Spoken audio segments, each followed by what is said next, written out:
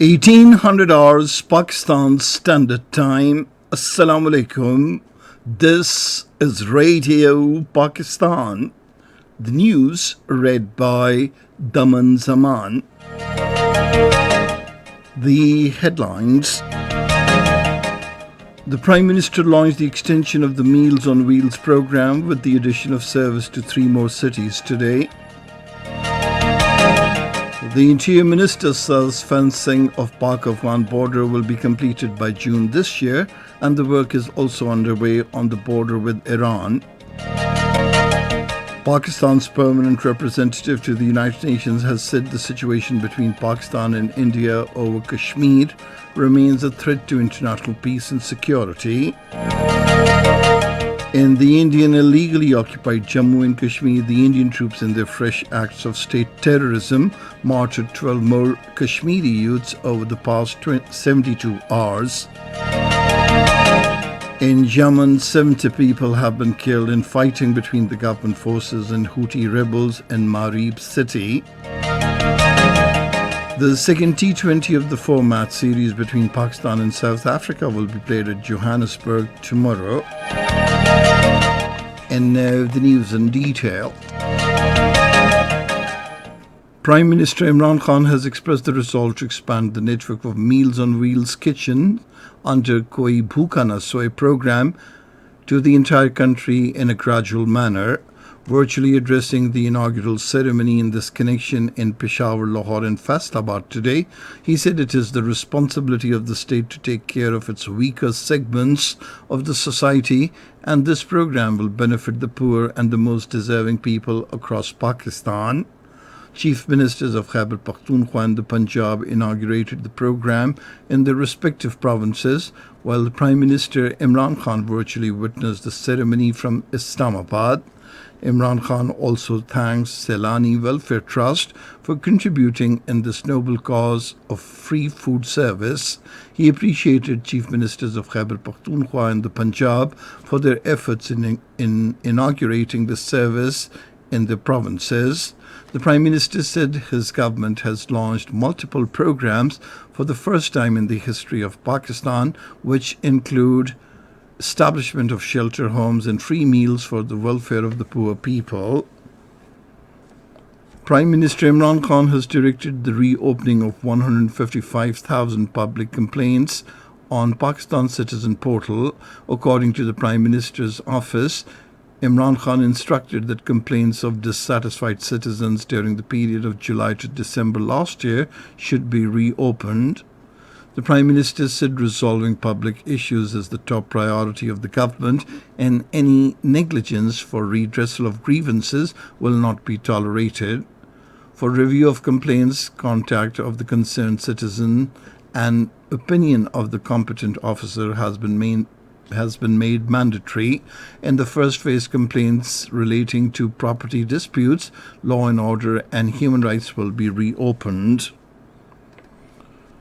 The Foreign Minister Shah Mahmood Qureshi has arrived in Berlin on a significant official visit to Germany. Speaking before his departure today, he said Germany is Pakistan's most important trading partner in the European Union. The Foreign Minister said matters relating to bilateral trade, investment, defence and people-to-people contacts will be discussed during the visit. Shah Mahmood Qureshi said he will apprise the German leadership about regional situation, Afghan peace process and peace and security environment of South Asia, expressing confidence that the visit will be fruitful. The Minister for Interior Sheikh Rashid Ahmed says the process of fencing the Pak-Afghan border will be completed by June this year, and the work is underway on the border with Iran. While addressing a news conference in Karachi today, he said no talks would be held with India until New Delhi restores Article 370, which guarantees a semi-autonomous status for the Indian illegally occupied Jammu and Kashmir. He also announced that Nadra and passport offices would be opened in each tehsil to facilitate the common people in the country. The minister said the government is taking stern action against mafias, including money launderers and sugar mafia. Replying to a question, he said opposition is not a challenge for the Prime Minister, Imran Khan. Later, during a visit to the Jinnah International Airport, Karachi, Sheikh Rashid Ahmed directed the immigration staff to increase the immigration counters to facilitate the passengers. The Interior Minister said overseas Pakistanis are asset and their role in Pakistan's economic development is the most prominent. The Federal Minister for National Food Security, Syed Fakhar Imam, says the government is fully committed to facilitate farmers and their issues would be resolved on top priority. Speaking during a joint news conference with the Punjab Minister for Agriculture, Syed Hussain Jahania Gardezi in Multan today, he said steps are being taken to provide latest technology to farmers in order to decrease their expenses and increase their produce.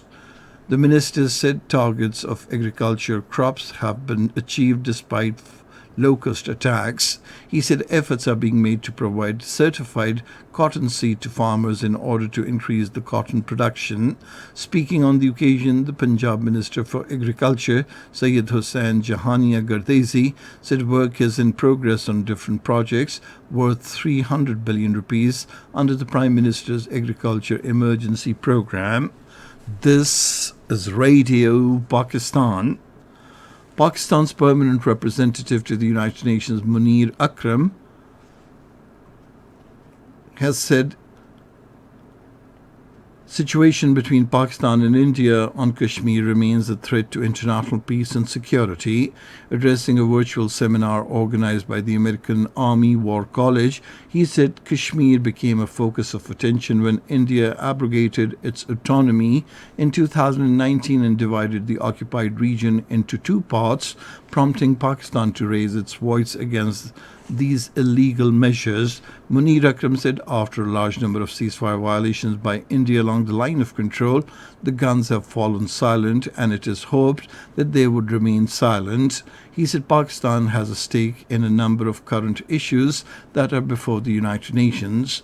On Afghanistan, Ambassador Munir Akram said Pakistan has facilitated an agreement between the United States and the Taliban for an orderly and responsible withdrawal from Afghanistan and for negotiations between the Afghan parties to achieve a political settlement. He said Pakistan has suffered over 80,000 casualties in the war on terrorism. In the Indian illegally occupied Jammu and Kashmir, the Indian troops in their fresh acts of state terrorism martyred 12 more youths during the past 72 hours in the territory. These youths were martyred by the troops in Hadipura area of Shupanya and two in Bij Bahara area of Islamabad Anantnag district today. Earlier, troops martyred 7 youths in separate cordon search operations in Shupanya and Pulwama districts on Thursday and Friday. The authorities snapped internet services in Shupanya, Kulgam and Islamabad Anantnag districts of South Kashmir. A complete shutdown was observed in Shupanya, Pulwama, Islamabad, Anantnag and Kulgam areas today against the ongoing genocide of Kashmiris by the brutal Indian troops in the territory. The call for the shutdown was given by the All Parties Hurriyat Conference to register protests against the surge in Indian state terrorism in the occupied territory. Meanwhile, in a statement in Brussels, the chairman Kashmir Council Europe, Ali Raza Sayed, condemning the killing, said New Delhi is accountable for its crimes against humanity in Kashmir. Similarly, in the separate statements, Hurriyat leaders and organizations also condemned the killing and desecration of a mosque by the Indian troops in the territory. The World Forum for Proximity of Islamic Schools of Thought has urged the need for Muslim world solidarity against Israeli occupying regime violating rights of the Islamic Ummah. During a meeting in Tehran, the Secretary General of the Forum, Hujjatul Islam Hamed Shariari, said Muslim world should cooperate to combat all challenges.